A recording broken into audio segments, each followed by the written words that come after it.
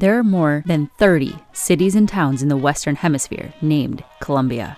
A Canadian province, a country twice, the seat of U.S. federal power, rivers, lakes, universities. And it certainly wasn't the feminization of this jerk's name that inspired it. Today, we're talking Colombia, a proto-goddess of liberty, how she disappeared, and why now is the perfect time to bring her back. Let's get into it.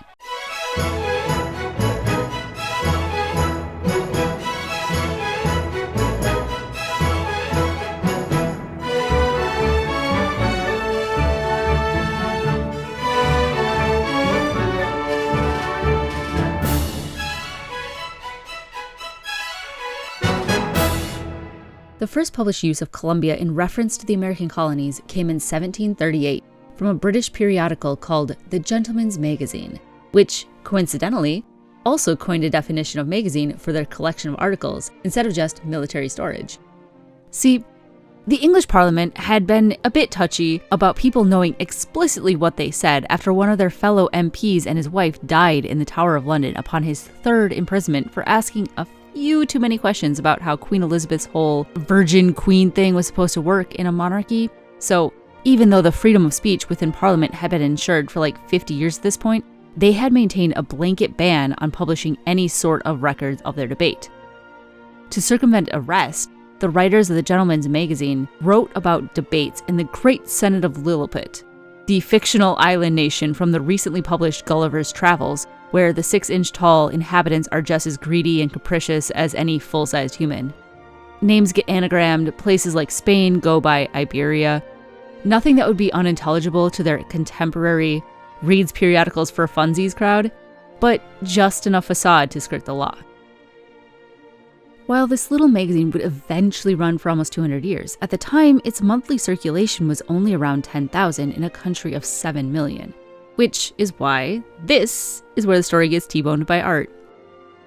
Europe, like most geographical bubbles, was kind of an Ouroboros of culture, rediscovering and regurgitating ideas after sprinkling them with a dash of their own contemporary culture, which is why very, very common subjects like biblical characters and stories will be presented with motifs and iconography which most people who've been to a decent art museum a time or two in their lives will recognize, while simultaneously they're depicted wearing historically inaccurate clothing, or with a creepy old man baby face because it matches the clothing or philosophy of the era in which it was made.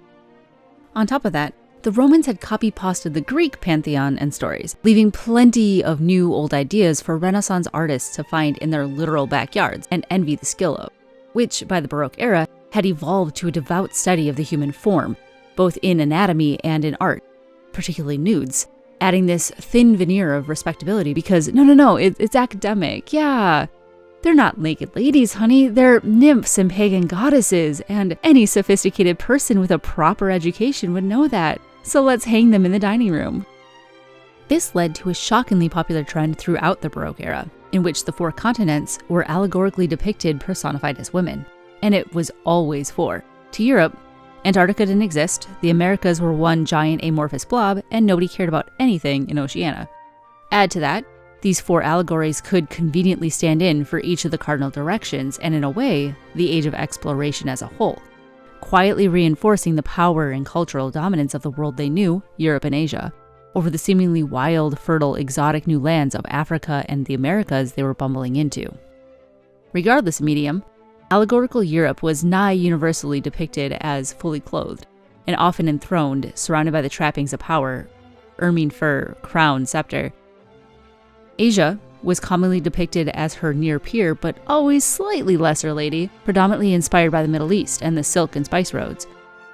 In contrast, Africa and America were typically topless, adorned with feathers, accompanied by their strange animals and the ever-present threat of savage violence. But that depiction was not to last, because that same sensibility which drove Baroque artists to observe and capture life in all of its true-to-form chaos and imperfection was part of a larger movement focused on the natural sciences and philosophy. Scientists like Galileo, Kepler, Newton, and Descartes were inventing the math needed to understand their own observations. But the term scientist wasn't even a thing. They were all natural philosophers. And the philosophy was an equal part in that. As accurate as Newton was for calculus and the laws of inertia, He was a true believer in alchemy, and he basically lied about the observable light spectrum so he could claim it was governed by the same magical rules as a diatonic musical scale. Kepler used his trigonomic study of planetary orbits to write imperial horoscopes and imagine a musical harmony governing our solar system. Today, René Descartes is best known as the I think, therefore I am philosopher, not a mathematician. Rousseau was a composer. John Locke was a physician. Meanwhile, philosopher Immanuel Kant correctly hypothesized that the moon's orbit would slow Earth's rotation, that the solar system was formed from hot nebular gases, and that the Milky Way was a large disk of stars.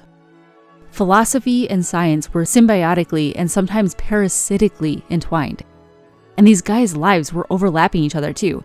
They were acutely aware of one another's works, as both inspiration and harboring zero qualms about publicly challenging each other's ideas, with essays, books, even plays if we're talking Voltaire. To be educated was to be well-rounded in all of these intertwined subjects. Welcome to the Age of Enlightenment. We admit of no government by divine right. The only legitimate right to govern is an express grant of power from the governed. The popularity of four-continent allegories in art was slowly waning. But even as it was doing so, the overt imagery of dominion was changing. Because if the powerful are educated, then education is power. Europe starts getting surrounded by books, instruments, tools for science and exploration. Fueled by the Enlightenment philosophy, that Ouroboros of culture spits her out as Athena, cuirass and all.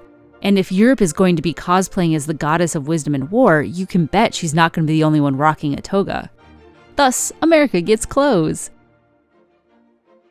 Africa is a little more hit and miss, with the era reading it as a place of history and mystery, the once mighty home of perennial Roman enemies like Carthage, Egypt, and Numidia, now swallowed by the sands of time with treasures to be rediscovered and exploited. Juxtapose that with the era's more paternalistic view of colonialism, which transforms America's depiction into Athena's unarmed little sister, a pseudo-goddess without name or dominion. Both of which would be fixed in 1776 by an emancipated poet named Phillis Wheatley, when one of her poems, which she had enclosed in a letter to George Washington, was reprinted in several colonial magazines.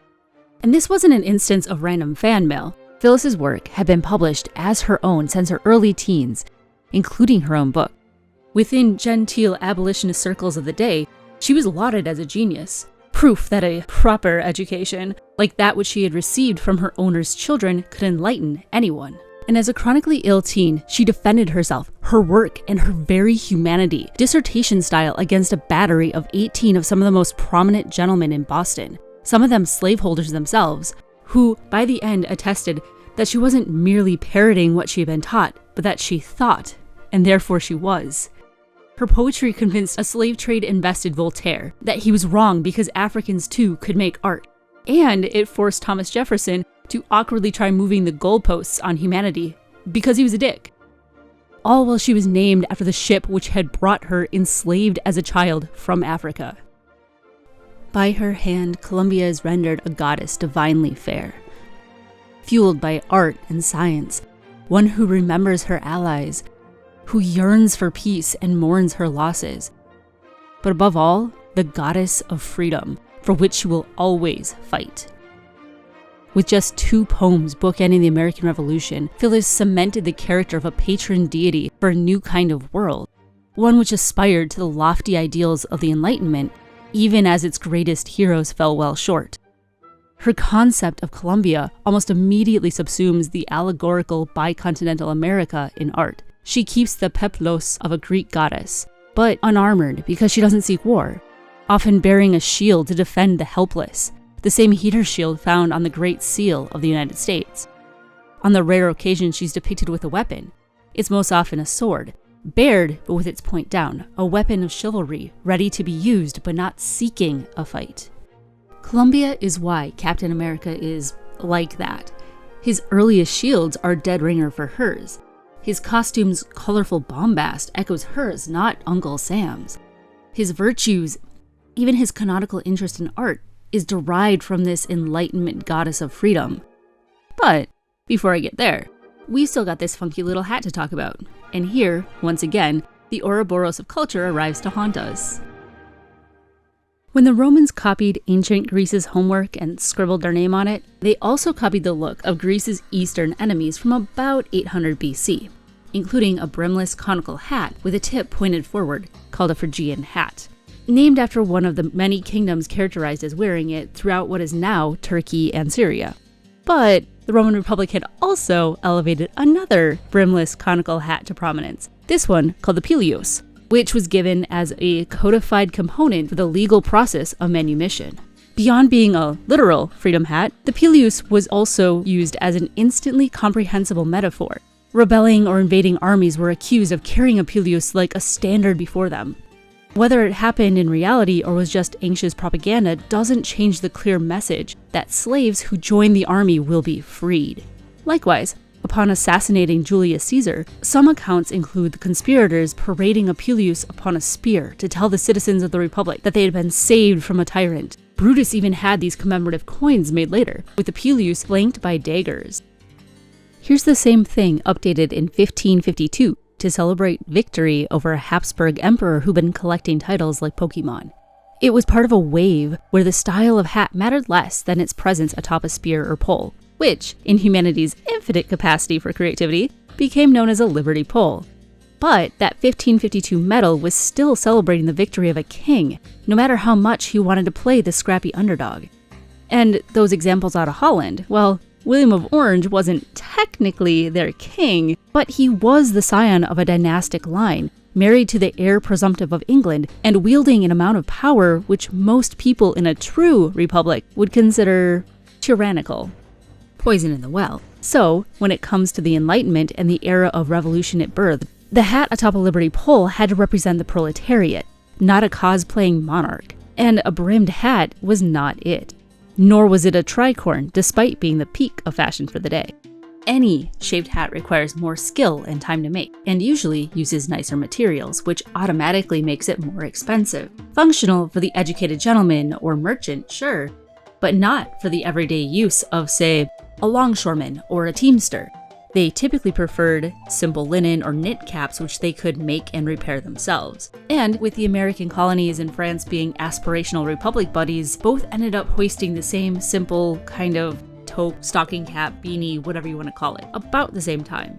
The primary difference being that the colonial version was typically an undyed or very utilitarian colored wool, whereas the French version was red. While dyes are typically more expensive, this red came from the roots of a wild plant known as the common madder, which happily spreads in sandy clay throughout the Mediterranean, but also quite well in France and the Low Countries. Using it at the most basic level just requires water and time, so it had been readily available in the region for centuries. The oldest example of madder dye we found is actually a scrap of cotton out of India that's like 5,000 years old. Madder doesn't grow as well in England and wasn't widespread in the colonies. Meanwhile, the roots can be harvested and travel really well, so dyers typically just imported them to keep up with demand, which, of course, increases the price of red, particularly for colonial customers. Nonetheless, the imagery of a red liberty cap managed to jump the Atlantic to become the most common color for that simple slouchy hat in art around the 1820s. In France, it kept evolving. At some point, shoddy scholarship led to the belief that their red stocking caps were actually the Phrygian hat that had been depicted for foreigners in Greek and Roman art, while also mistaking the Phrygian for the pileus of a freed people, leading to some of the structured, aggressively smurfy-ass modern versions you'll commonly see dotting French protests today. By and large, the fledgling republics of the Americas kept the hat more simple and floppy, and that stays true for Colombia as well. Though her neoclassical aesthetic changes a bit depending on the artist or era, she retains this quality of indefatigable virtue, defending the weak, nurturing the downtrodden. The nation not as it was, but as it aspired to be. Post-revolution, New York's King's College becomes Columbia University. Her name graces the capital cities of both South Carolina and the United States as a whole. Hail Columbia becomes the de facto national anthem. It was a name and imagery of which Americans were very, very aware. As the Capitol building was being built, there was always this idea that the dome was going to be topped with our pseudo-goddess. But the US Secretary of War and future President of Traders, Jefferson Davis, flew into a rage at the sculptor's inclusion of her Liberty cap, because he was a big boy with big feelings about interior decoration and accessories. Which, hilariously, resulted in a statue that the most salty ye-hotties of today would decry as DEI. When the southern states formed their little trader club and started murdering their fellow Americans, they largely ditched Columbia. They knew who they were. Oh, great. Now I'm the bad guy. There's a few depictions of her to be found, like here, hat and all, on Confederate funny money, but she's everywhere on the Union side. Music, money, even the stationery and envelopes Union soldiers would use to write back to their families. These are items that soldiers would have had to buy for themselves or make. The art is unique, rather than being a single printing press engraving or a woodcut stamp being passed around. And most are in multiple colors, adding even more to the labor, skill, and cost to make it. Every single one of these envelopes is evidence of a choice being made from the manufacturer to purchaser to recipient that this personification of liberty and equality was worthy of the cost. And when it came time to memorialize that great cost, statues of Columbia graced monuments and cemeteries from Connecticut to Illinois. Post-Civil War, if anything, she became even more common, a figure frequently depicted by two great luminaries of American political cartoons, Thomas Nast and Joseph Kepler. If you remember any political cartoons from your history book, it was probably one of theirs.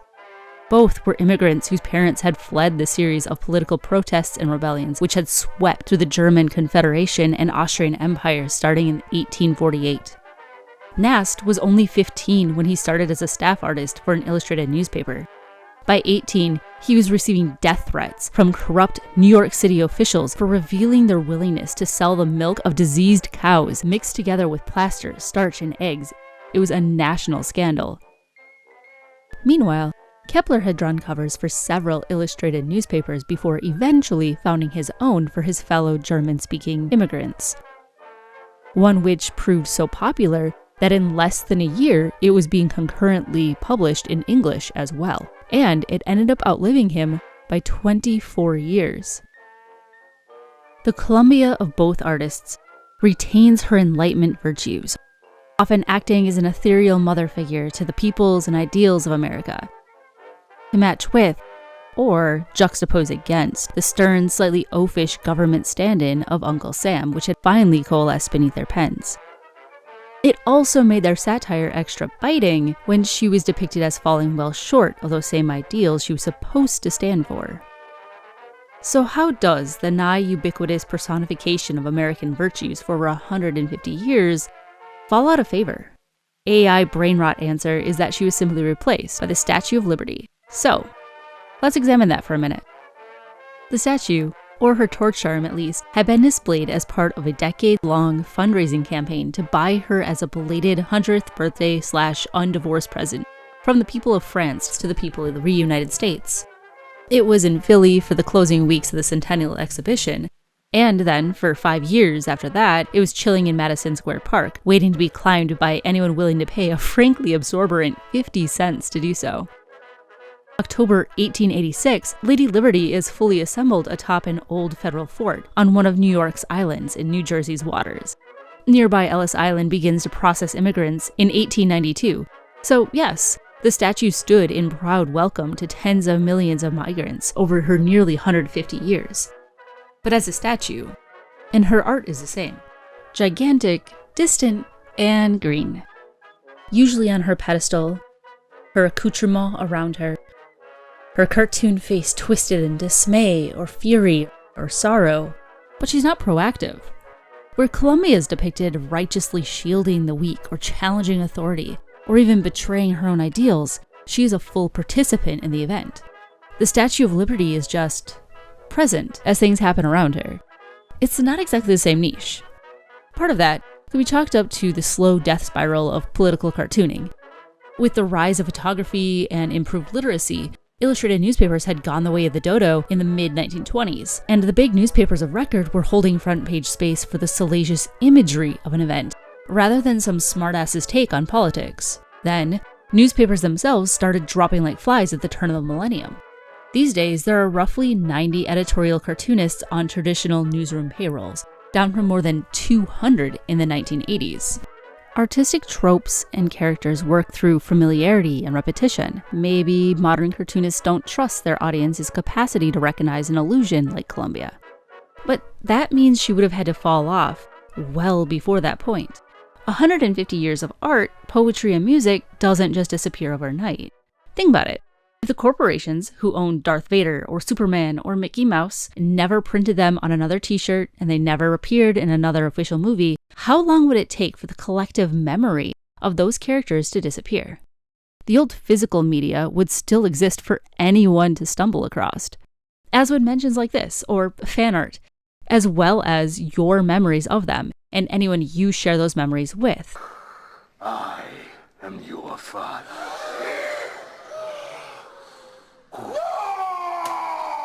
And throughout the early decades of the 1900s, Columbia was still very actively in national use, from costumed galas and community parades to war bonds and recruitment posters.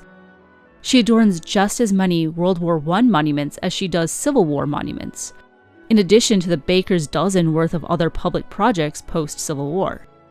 Where those monuments drop off is World War II. But here again, the Statue of Liberty doesn't rise to fill Columbia's niche. Her torch doesn't adorn the monument for Philippine liberation or honor her POWs. She doesn't grace the American cemetery at Normandy, despite the relics of her construction still retaining place of pride in France to this day. There are literally hundreds of scaled replicas and homages to the Statue of Liberty worldwide, many built after 1950. They adorn parks, sure, but more often visitor centers, malls, hotels, used car lots, graffiti. She's a pop culture figure, like the Mona Lisa. Both are instantly recognizable to a huge swath of the planet, but what is an artist saying when they throw sunglasses on her face or build her out of Legos? I understood that reference. Maybe this is just the late stage capitalism talking, but seeing her replaced by Ronald McDonald really hit. Will it start an argument at work or make you pause days later to think about it? Or does your inner surly teenager roll their eyes and sigh, 'cause yeah, and... So perhaps the better question is, what happened between the First World War and the opening volleys of the Second, which caused us to move away from an active, undeniably feminine embodiment of American virtues? So cast off the shackles of yesterday, and shoulder to shoulder into the fray. Our daughters. Only it was less this and more this.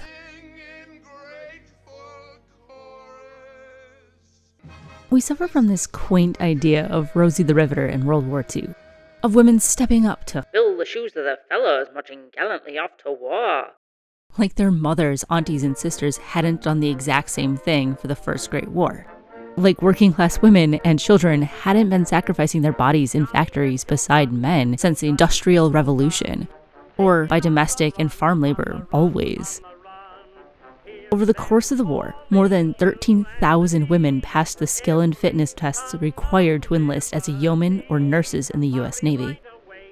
Another 269 in the Marines, and the U.S. Army had over 21,000 nurses, and their Signal Corps recruited more than 1,000 for near frontline service in France.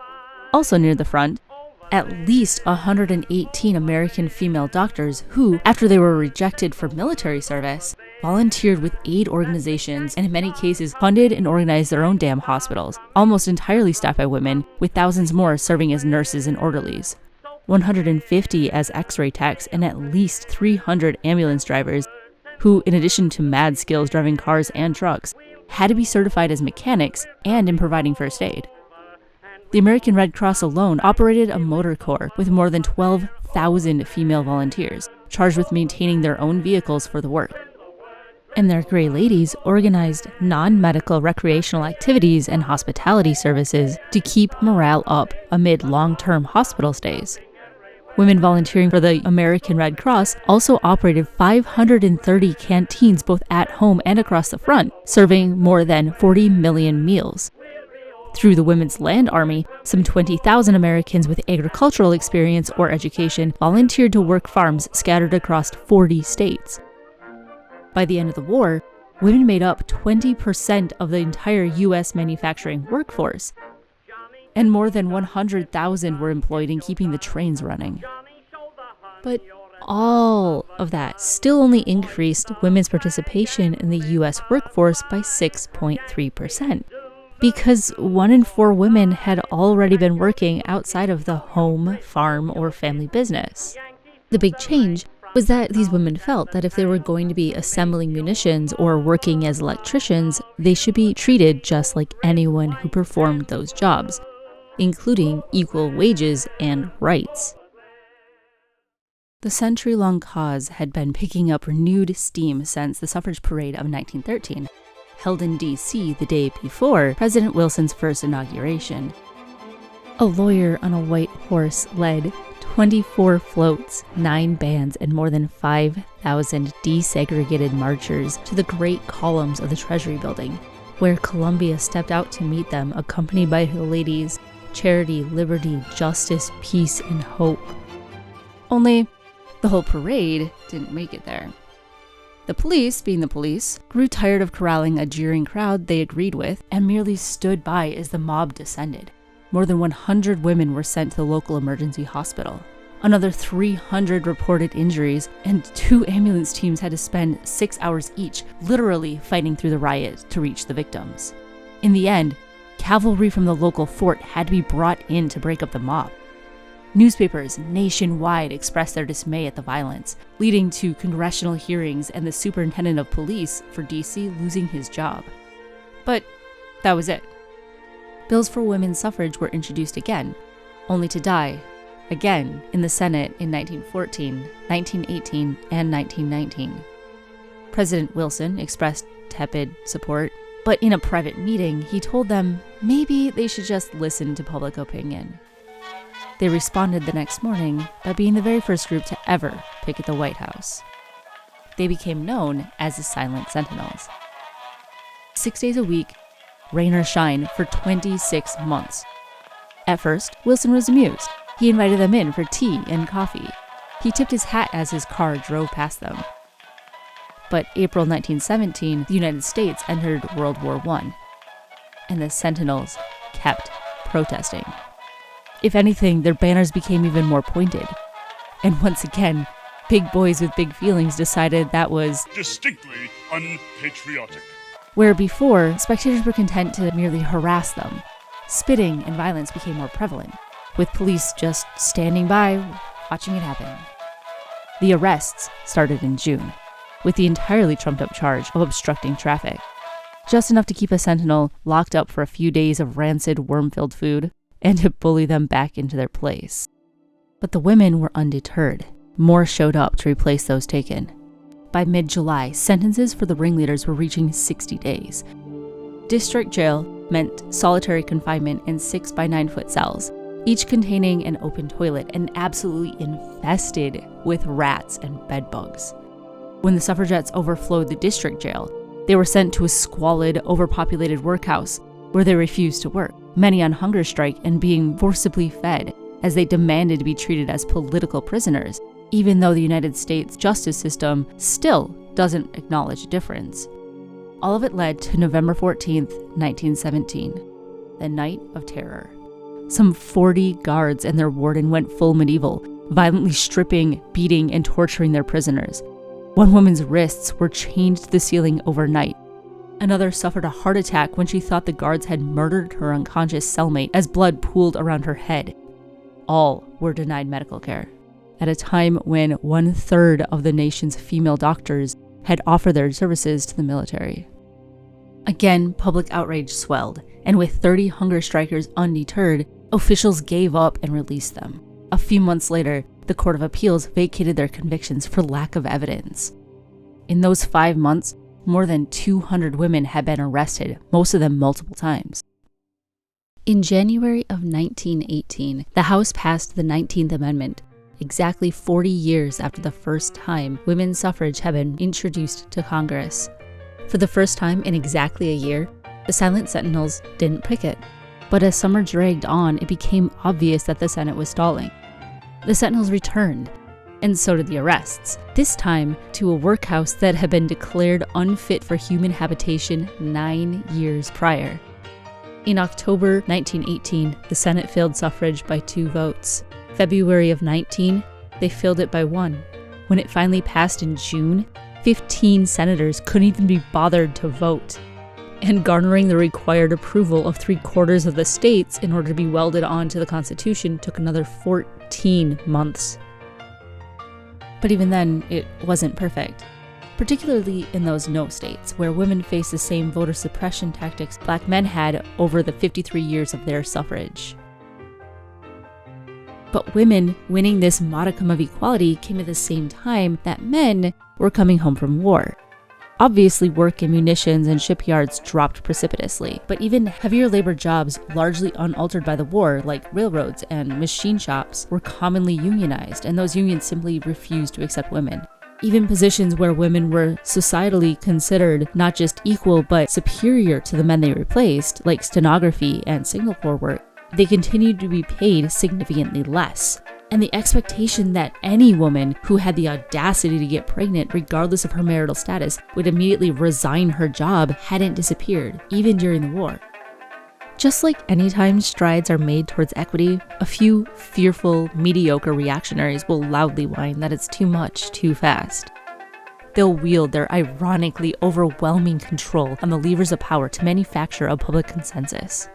The last thing they wanted or needed were depictions of America's badass goddess of enlightenment who predated Uncle Sam, fiercely defending the oppressed and challenging us to live up to our lofty ideals. Undeniably feminine and utterly woven into American history. Columbia wasn't replaced, she was suppressed. Just like the slave who wrote her, the immigrants who drew her, and the women who dressed as her. She is liberty and righteous fury and hope. She is for us, and it's about damn time we bring her back.